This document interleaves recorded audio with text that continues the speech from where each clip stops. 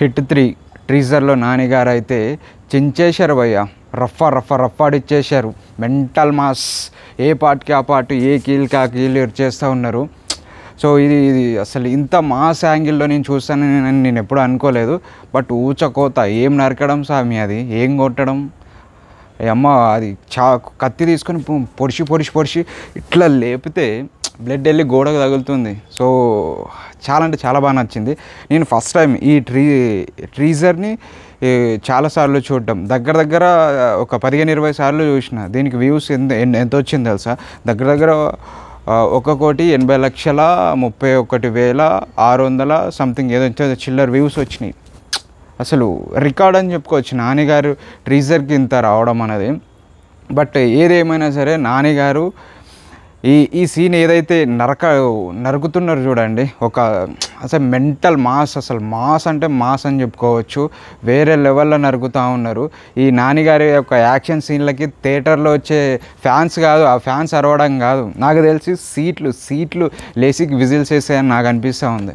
So ఏం నరకడం స్వామి, ఆ గుర్రం మీద సవారీ చేసుకుంటూ వచ్చే సీన్ కానీ, ఆ కర్ర తీసుకొని క్రిమినల్స్ని చేయి మీద రఫ కొట్టడం కానీ, సో మొత్తంగా ఓవరాల్గా టీజర్ మాత్రం గుద్ద చింపేశారు నానిగారు.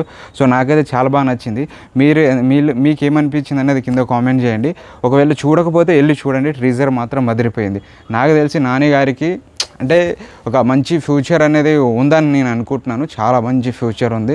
త్వరలోనే స్టార్ హీరోగా ఎదగాలని కూడా నేను మనస్ఫూర్తిగా కోరుకుంటున్నాను. ఒక మహేష్ బాబు, ఒక పవన్ కళ్యాణ్, ఒక ప్రభాస్, ఒక అల్లు అర్జున్, ఎంతైతే స్టార్ హీరోలు ఉన్నారో, సో స్టార్ హీరో లిస్ట్లో మన నానిగారు కూడా త్వరలోనే చేరుతారని చెప్పేసి అనుకుంటున్నాను. సో కోరుకుంటున్నాను కూడా. మరి మీరేమనుకుంటున్నారని కింద కామెంట్ చేయండి.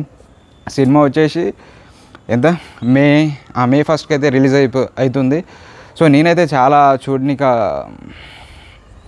దాన్ని ఏమంటారు ఆపుకోలేకపోతున్నాను.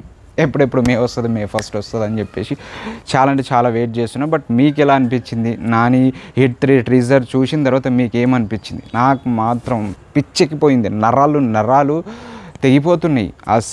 మళ్ళీ దాన్ని రిపీటెడ్గా చూశాను నేను. సో నాకైతే చాలా బాగా నచ్చింది. బట్ మీకేమనిపించింది అనేది కింద కామెంట్ చేయండి.